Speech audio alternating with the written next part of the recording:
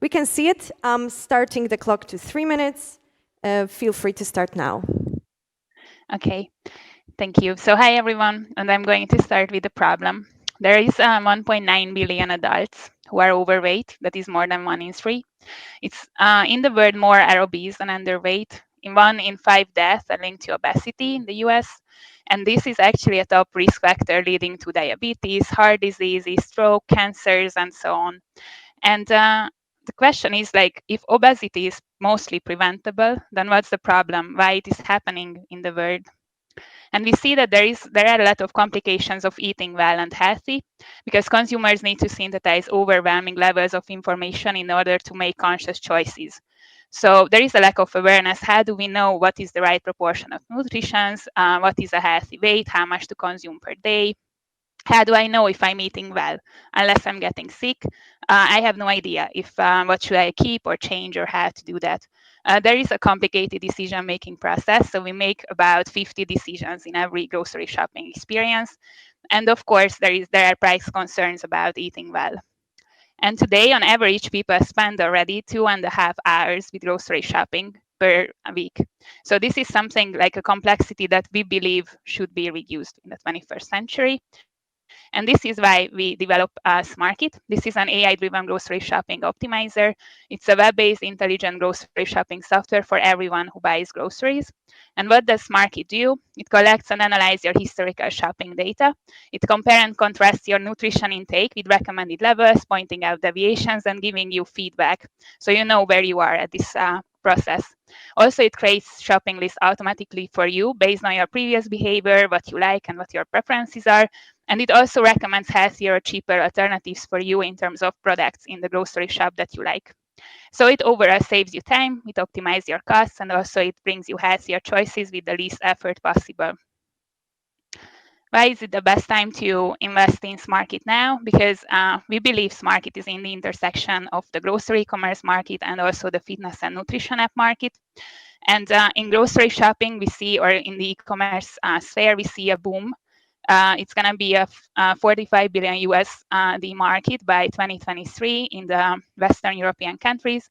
And also we see a steady growth in fitness apps as well. So CAGR around 10% yearly, and 13 million new paying users arriving to the market. So this is a good time now. And based on our calculations and our business plan, Smarkit can promise around 30% IRR with an exit in the 7th year. This is our team based in Berlin and Budapest, which are our target markets, and we're going to make it a reality. Thank you very much for your attention, and I'm looking forward for your questions. Great. So let's move straight to the Q&A. Are there any questions? Who'd like to start? Martin? I can't see you now, but I can share a screen if I need to. Yeah, congrats on the pitch. I resonate with the problem very well. So, can you tell more about the data collection? Where do you get data from? Is it related to online shopping or also offline shopping? We were thinking about both. So online shopping is the easier because there are APIs available in most of the biggest supermarkets, so we can connect and then get the data from there. But we also look into like receipts scanning, so the person who wants to get the data from offline shopping can do that as well. So we try to combine both, but as a first step, it's going to be from the online mainly. Thank you. Perfect. Are there any other questions from our judges? Yes, Radosław? Are you focusing about only the products itself for shopping, or you extending that for the recipes and helping to people decide what they can really eat at the end? Because you know that the products is a one thing, but second thing, what I can do with that. That's a really good question. And based on our research, we realized that it starts with finding a recipe and then finding the products for the recipe. So we are planning to combine it, but different people make decisions in different ways. So some people start with the recipe, so we have that angle covered, but also some people start with facts like nutrition facts that, okay, I want my daily macros fulfilled. So we want to combine both. Okay, thank you. Correct me if I'm wrong, you're not in the market yet, right? We are not. We are in the prototyping phase. We have a How do you tech validate stack. this idea? how do you validate it with your customers? Is it based on research, or do you speak with customers as well? Both. So we had like a survey first around 300 users, and then we had in-depth interviews around 30 to 35, and now we are developing we have the personas ready, and we are bringing the prototype back to them around November. So this is how we are validating right now with a beta user group, let's say. Thanks. We still have over a minute to go. Are there any other questions? I would love to know If you more could, about yeah, go ahead. Sorry. your go-to-market strategy, right? Because you haven't already launched, but when you do it, how are you planning to address that challenge? So first, we want to have partner with delivery organizations or delivery companies, so we can get users like through them. So that's going to be the first set of users. But also when we have the product information from all the supermarkets that is relevant in a market, that's around 3 to 5 in Germany and also in Budapest, like in Hungary, we are going to be able to have a bigger reach. So mainly through supermarkets, that's our plan.